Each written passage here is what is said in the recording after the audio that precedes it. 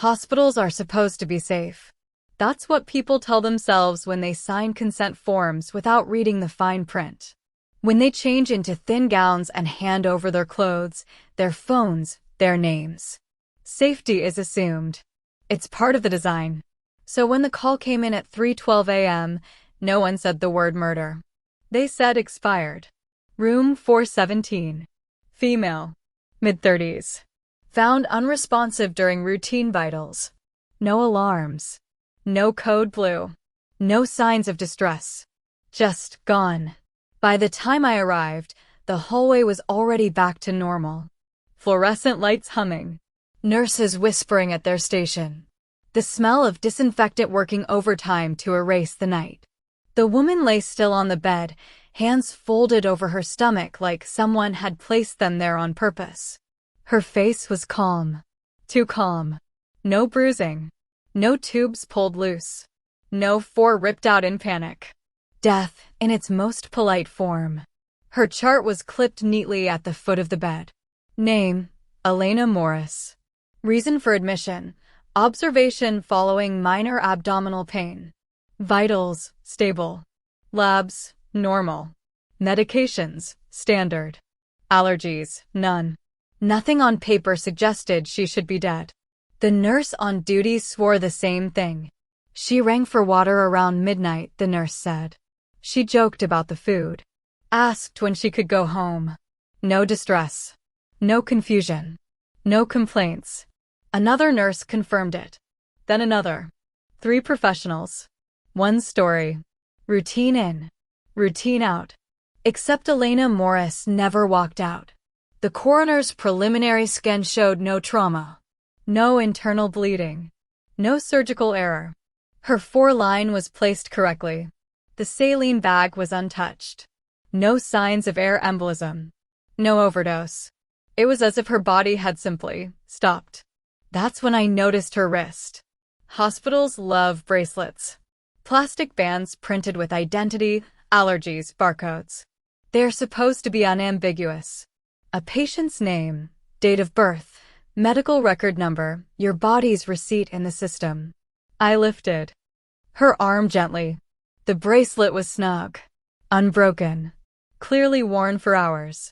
But it wasn't hers. The name printed in black ink read, Lydia Perez. Different name, different date of birth, different medical record number. I looked back at the chart. Elena Morris. 2 names. 1 body. And suddenly, this wasn't a routine death anymore. I asked the charge nurse to pull the admission logs. She hesitated. We don't usually do it, I said. 10 minutes later, we had 2 files on the desk. Elena Morris had been admitted at 6:40 p.m. Lydia Perez at 6:42 p.m. Same floor. Same wing. Different rooms. On paper. Security footage showed Elena checking in alone. No confusion. No language barrier. No signs of distress. She was given a bracelet at intake. So was Lydia. Somewhere between intake and midnight, those bracelets switched. Or someone switched them. The staff insisted it was impossible. Bracelets are printed per patient. Scanned at every medication pass. Checked before procedures. Verified before vitals. A system designed to prevent exactly this. Yet here we were. I followed the trail the only way that made sense backward. Medication logs showed Elena received nothing outside protocol. But Lydia Perez? Her chart told a different story. Lydia had a documented allergy to a common painkiller. An allergy serious enough to cause respiratory failure. Elena had no such allergy. The medication Lydia was prescribed was never administered. According to the system, it was given to Elena Morris. Time of administration, 11:46 p.m. By a nurse who swore she checked the bracelet. If Elena wore Lydia's bracelet at that moment, the system would have approved the scan. The drug would have been released. And no alarm would have sounded. I went back to room 417. The bed was already stripped. Sheets gone. Mattress bare. Like she had never been there. But the bracelet remained in evidence. Plastic. Cheap. Ordinary. The kind of thing no one questions. Until it kills someone.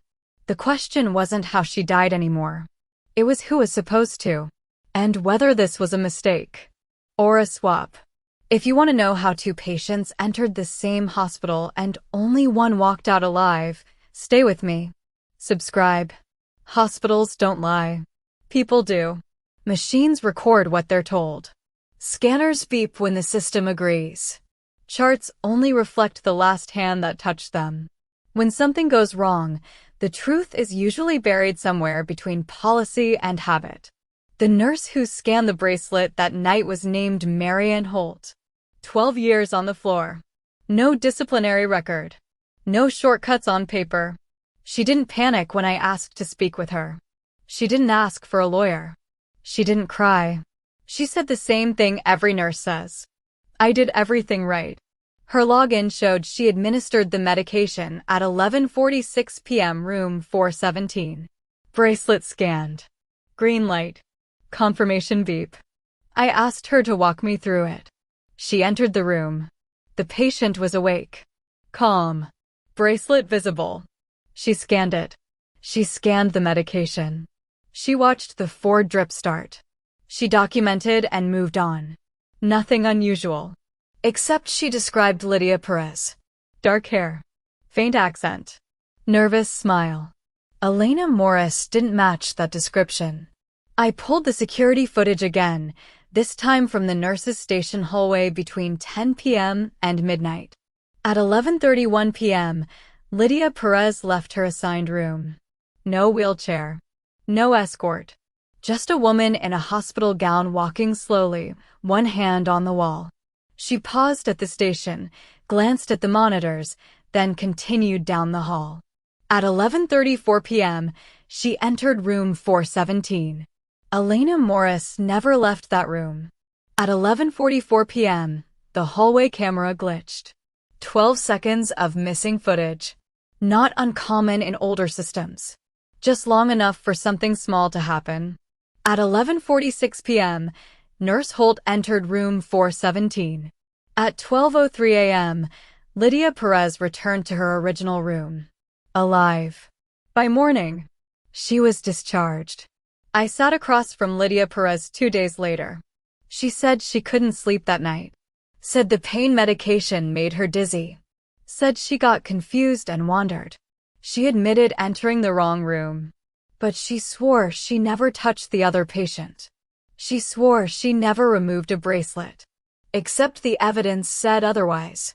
Elena Morris's original bracelet was found in a trash bin 2 doors down. Torn. Cracked. Forced off. Lydia's bracelet was intact. And she walked out wearing it.